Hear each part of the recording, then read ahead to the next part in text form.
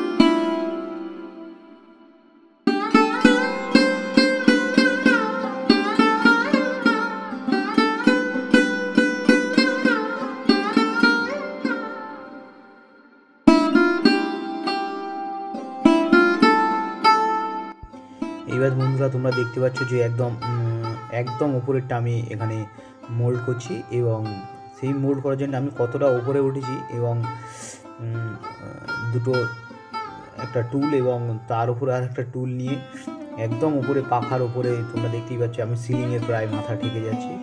তো এইটা অনেক কষ্টকর ছিল এবং অনেকটা পরিশ্রম লেগেছে, বারবার প্লাস্টার অফ প্যারিস তৈরি করে সেটাকে মেরে সেটাকে করা। তো তোমরা সঙ্গে থাকো এবং পুরো ভিডিওটা দেখতে থাকো, আশা করি তোমাদের ভালো লাগবে।